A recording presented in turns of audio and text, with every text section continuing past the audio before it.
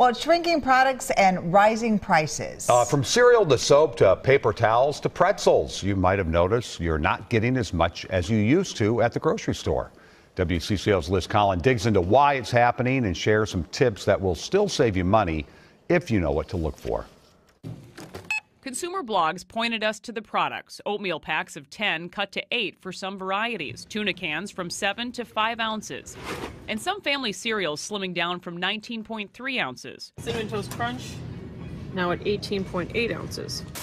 All evidence of what's known as shrinkflation. What does that even mean? It's really a way to conceal higher prices. A marketing professor at the University of St. Thomas, Kim Sobel, says companies have learned how consumers don't like to pay more. We're very deterred by price increases. We'll switch brands. We focus on cost over quantity, cost over quality. Unless you have an old box in your cabinet at home to compare, you might not notice. We check prices every time we shop, but we rarely check weight.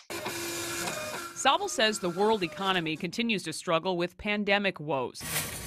And if you haven't noticed price hikes, she expects it to be more pronounced soon.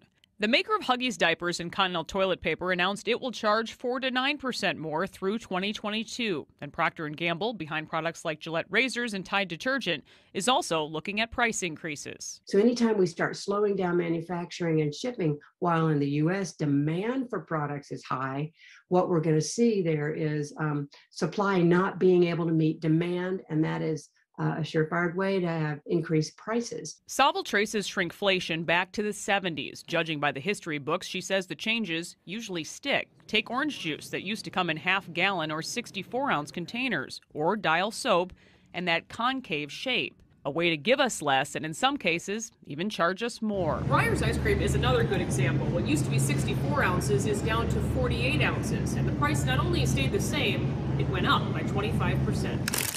Sobel also believes tracking prices and sizes is key, spotting a practice that shouldn't be a secret. We'll come to realize that maybe it isn't necessarily devious or sneaky, but necessary for business, necessary to keep providing us the products that we want to be able to use. Liz Collin, WCCO 4 News.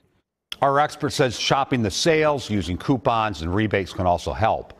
Buying in bulk can also sometimes work in your favor, but Sobel again says be aware of the weight.